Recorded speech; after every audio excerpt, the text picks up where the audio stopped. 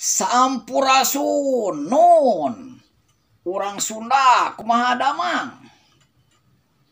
Bismillahirrahmanirrahim.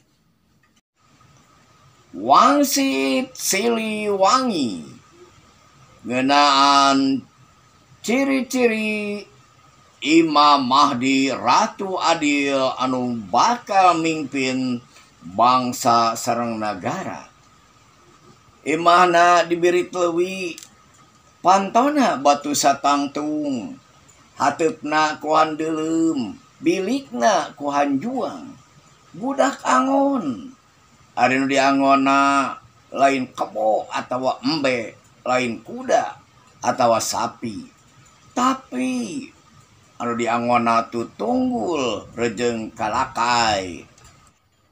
Ari imahna dibiri leuwih hartosna satria piningit Imam Mahdi Ratu Adil teh elmuna jero malah lebih ti jero birit leuwih sanes dasar leuwih sahandapeun dasar birit leuwih pantona batu satangtung naon Hajar Aswad Baitullah Ka'bah batu satangtung teh Hajar Aswad hartosna anu bakal mimpin Islam kelahiran Mekah tapi darah daging urang Sunda, darah daging karuhun Sunda, darah daging pamimpin Sunda. Sunda bakal manggung deui. Cirina hateupna ku handeulem, bilikna ku hanjuang, hartina bakal nuluykeun perjuangan karuhun. Perjuangan karuhun bakal diteruskeun. Nu diteundeun di handeulem sieum bakal disamper, nu ditunda di hanjuang siang bakal diteang, dituluykeun ku Ratu Adil Imam Mahdi urang Sunda saur Eyang Siliwangi.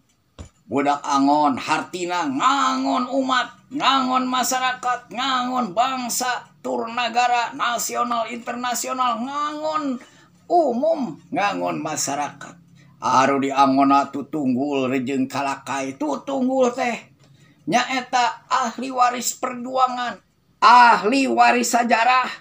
Ari tutunggul teh tangkal anu dituar aya tutunggul. Nah ari kalakai artina runtah sampah masyarakat. Masyarakat cacah kuricakan anu teu direret, teu ditaksir, teu ditenjo, teu dipaduli bakal disamper ku Imam Mahdi. Sampah-sampah masyarakat bakal disamper, bakal dibelaan ku Sang Ratu Adil Imam Mahdi urang Sunda. Aduh bakal manggung sakedap deui di Kuta Tandingan Karawang. Sakitu saur Eyang Siliwangi. Mang Cep Hendriana ngahaturkeun nuhun. Wassalamualaikum warahmatullahi wabarakatuh.